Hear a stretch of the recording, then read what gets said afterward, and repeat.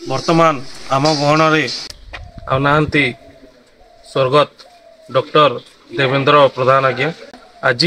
DPA college मुरारे छात्र छात्री एवं समस्त अध्यापिका अध्यापक माने एवं अंचल वरिष्ठ व्यक्तिगुणी माने आज एठारे शोक प्रकाश करिसंती। भारतीय जनता पार्टी वर्तमान राज्य कार्यकारी डीपीए कॉलेज समस्त अध्यक्ष और स्टाफ को धन्यवाद देवी जे आज जो आम महान व्यक्तित्व स्वर्गत डॉक्टर देवेंद्र प्रधान शोक सभा जगह पालन करागला से मुझे प्रथम आम शिक्षानुष्ठान से धन्यवाद दूँ। डॉक्टर देवेंद्र प्रधान गुणावली एते गान कले भी कम है देश प्रति राज्य प्रति समाज प्रति सबुथे अवदान अतुलनीय से पेशारे चिकित्सक थे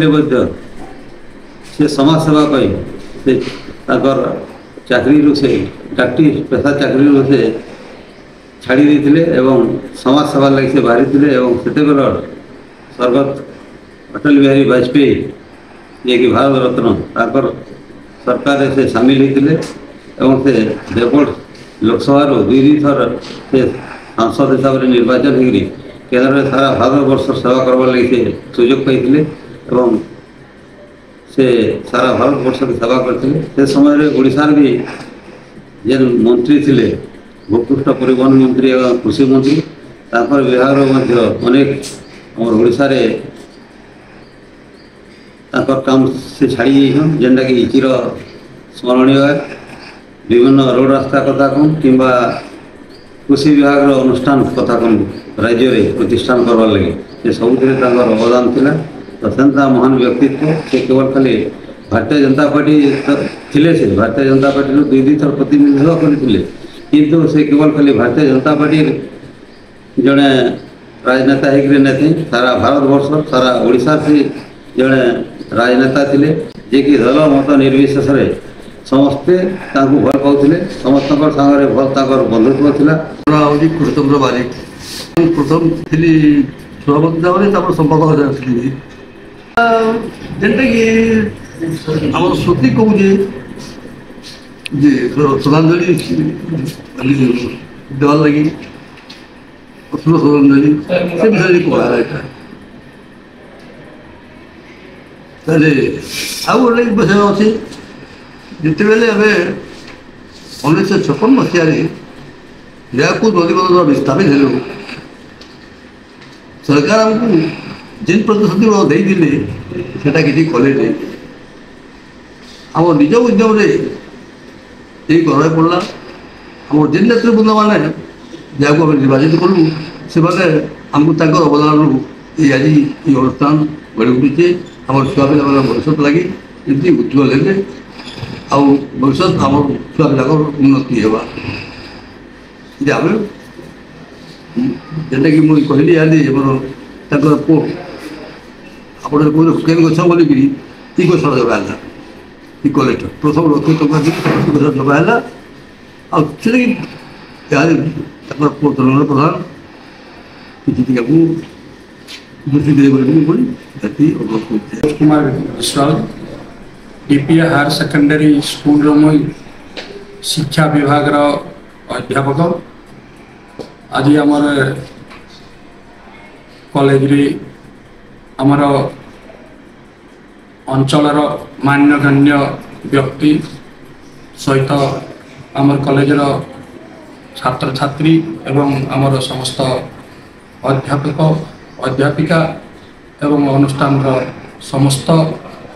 कर्मी मध्य आमर डॉक्टर प्रधान साहर शोक सभा आम आयोजन करूँ। सुभाष चंद्र भाई डॉक्टर देवेंद्र प्रधान वर्तमान आम गाँव में नहांती लगे आम समस्ते मनोभूत देवगढ़ पार्लियामेंट मेम्बर होकर आसी मुरा ग्राम को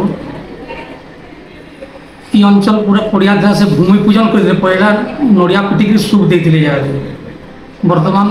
से +2 कॉलेज होगी केतनी केते छात्र छात्री उपकृत होकर +3 पड़ी जाऊँ दूसरा नहीं आम पाखे कि से विशिष्ट राजनीतिज्ञ दक्ष राजनीतिज्ञ कथा कहले न सके देवगढ़ लोकसभा बेले से आम पाखे आसिक शिक्षा अनुष्ठान के बढ़े देवार द्वारा आम मुरा अंचल समस्ते बहुत उपकृत हो शत्रुघ्न प्रधान मो एक्स टीचर मोरा हाईस्कूल द्वारिका प्रसाद महाविद्यालय से लोग कहते एवं आम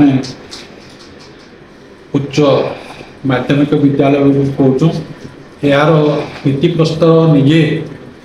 देवेंद्र प्रधान से जिते केन्द्र में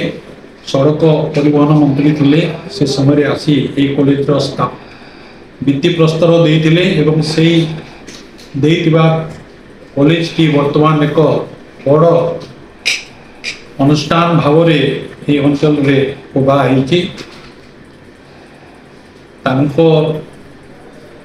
जो अवदान ये अवदान को ये अंचलवासी केवे भी भूली पारे ना एवं सदा सर्वदा ये अंचल लोकों द्वारा से नमस्य। Devendra Kumar Mishra history faculty DPA college मुरा आज आमर डीपीए कॉलेज रे डॉक्टर देवेंद्र कुमार प्रधान श्रद्धांजलि सभा पालित है आमे मुझे तो जिधर जन्म नहीं से दिन माने अवदान शुनी 84 रु शुणी बहुत आउ से गोटे व्यक्तित्व जे शिक्षा के भी माने बहुत गुरुत्व देते आउ ई कॉलेज रो फाउंडेशन स्टोनटा से ही देते जदिओ ये अंचल लोक मैंने अनुरोध करते से गोटे राजनीतिक हिसाब से बहुत राजनीतिक अनुरोध करसन किंतु बहुत कम लोग कथा शुणसन आ से कथा शुणवार व्यक्तित्व भितर डॉक्टर देवेंद्र कुमार प्रधान व्यक्तित्व गोटे एत बड़ व्यक्तित्व है जे कहून सार गोटे भावले गोटे माने आम जो देखमा वर्तमान भी इंटेरियर एरिया आम कॉलेजटा अच्छे से कॉलेज के भाविकी जगार ये अंचल माने छात्र छात्री मैंने पढ़ी पारे बढ़िया सुविधा बोली भाविकी से गोटे कॉलेजर माने भविष्य आहरी क्या बढ़िया हाँ बोली चिंता करी से फाउंडेशन स्टोनटा देते से लगी आम समस्ते माने मुई भी लगी तो आज कार्यरत हो एडेड कॉलेज हिसाब से डीपीए कॉलेज मुराटा मोर हृदयर गभीरतम प्रदेश धन्यवाद दूचे आ भगवान निकट प्रार्थना करुचे जे तांकर आत्मार सद्गति हो। मो नारायण प्रधान डीपीए हायर सेकेंडरी स्कूल भारप्राप्त अध्यक्ष आज आम महाविद्यालय डाक्तर देवेंद्र प्रधान अश्रुल श्रद्धांजलि सभा आयोजन करूँ मान्यगण्य अंचल व्यक्ति मानक आमंत्रित कर छात्र छात्री मान गहण में स्मृतिचारण करूँ आम अंचल तथा देवेंद्र प्रधान व्यक्तित्व आदर्श छात्र छात्री मैंने किपरि अनुप्राणित हेबे आदर्श आदर्शित हेबे तापरे विशेष पुंखानुपुंख भाव आलोचना है एवं तत्सहित व्यक्तिगत भाव मु कहि जे जो निष्ठा एवं से जो चरित्रवान व्यक्तित्व थे अवदान यदि आम बखाणीबा पूर्व चंडीखोल रास्ता NH 200 वर्तमान NH 49 जहाँकि रायपुर रू एवं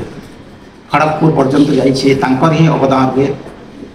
शोकसभा पालन करी आम अनुष्ठान आज धन्य होइछि। जतेन्द्र प्रधान मु डीपीए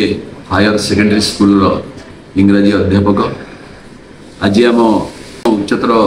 विद्यालय रे आमे डॉक्टर देवेंद्र प्रधान शोक सभा श्रुति सभा पालन कलु। ये अवसर रे ये अंचल ଅନେକ ମାନ୍ୟଗଣ୍ୟ ବ୍ୟକ୍ତି ଆମ ସହିତ ଯୋଗ ଦେଇଥିଲେ ଏବଂ ଡକ୍ଟର ପ୍ରଧାନଙ୍କର ସ୍ମୃତିଚାରଣ କଲେ, ତାଙ୍କର ବ୍ୟକ୍ତିତ୍ୱ ଉପରେ ତାଙ୍କର ମନ୍ତବ୍ୟ ଦେଲେ। ତେବେ ମୁଁ କହିବି ଡକ୍ଟର ପ୍ରଧାନ ଜନକ ଋଷିଙ୍କ ଭଳିଆ ଥିଲେ। ସେ କୃଷକ ପରିବାରରୁ ଆସିଥିଲେ, ଗୋ ସେବା କରୁଥିଲେ, ଭୂମି ସେବା କରୁଥିଲେ ଏବଂ ଜନକ ରାଜା ଯେମିତି ପ୍ରଜାମାନଙ୍କୁ ପାଳନ କରୁଥିଲେ, ସେ ପରବର୍ତ୍ତୀ ସମୟରେ ମନ୍ତ୍ରୀ ପଦରେ ଅଭିଷିକ୍ତ ହୋଇ ଅନେକ ଜନମଙ୍ଗଳ କାମ କଲେ, ଲୋକ ସେବା କଲେ ଏବଂ ଚିକିତ୍ସକ ଭାବରେ ବୃତ୍ତି ଭାବରେ ଗ୍ରହଣ କରି ସେ ରୋଗୀ ସେବା ମଧ୍ୟ କରୁଥିଲେ। ଜଣେ ଶିକ୍ଷା ପ୍ରେମୀ, ଶିକ୍ଷାବିତ୍, ଯିଏକି ଏହି ଶିକ୍ଷାନୁଷ୍ଠାନର ଭିତ୍ତିପ୍ରସ୍ତର ସ୍ଥାପନ କରିଥିଲେ, ଯେଉଁଠି ଆମେ ଆଜି ପଢ଼େଇବାର ସୁଯୋଗ ପାଇଛେ ଏବଂ ଅନେକ ଛାତ୍ରଛାତ୍ରୀ ଉପକୃତ ହୋଇଛନ୍ତି ଶିକ୍ଷା ଲାଭ। ଶେଷରେ ଏତିକି କହିବି ଯେ ଯେମିତି ହିନ୍ଦୁ ଧର୍ମରେ ଏକ ବ୍ରହ୍ମ ଏବଂ ତାପରେ ସଂଖ୍ୟା ଗଣନାରେ ଆସେ ନମ୍ବର 2, ତାଙ୍କର ଏହି ସଂଖ୍ୟାଟି ତାଙ୍କର ଜୀବନୀରେ ଅନେକ ବୈଶିଷ୍ଟ୍ୟ ରଖିଛି। ଯେମିତି ତାଙ୍କର ଜନ୍ମ ହୁଏ 16 ତାରିଖ ଜୁଲାଇ ମାସ 1941ରେ, ଆମେ ତାକୁ ଯଦି ଗଣିବା ଅଙ୍କ 2 ଆସିବ। ସେମିତି ତାଙ୍କର ଅନ୍ତିମ ଦିନ ଯେଉଁ ଇହଲ୍ଲା ସମ୍ବରଣ କଲେ ଦିନଟି 17/3/2025, ତାକୁ ମଧ୍ୟ ଯଦି ଆମେ ଗଣିବା ସେ ମଧ୍ୟ 2 ହେବ ଏବଂ ତାଙ୍କର ଜୀବନ କାଳ 83 ବର୍ଷ, ତାକୁ ଯଦି ଆମେ ଗଣିବା 8/3/11 1/1/2 ହେବ ଏବଂ ସେ ପ୍ରଥମେ 2 ଥର ବିଜେପି ଜିଲ୍ଲା ସଭାପତି ହେଲେ, ତାପରେ 2 ଥର ରାଜ୍ୟ ସଭାପତି ହେଲେ, 2 ଥର ସାଂସଦ ହେଲେ ଏବଂ 2 ଥର ମନ୍ତ୍ରୀ ମଧ୍ୟ ହେଲେ। ତାଙ୍କର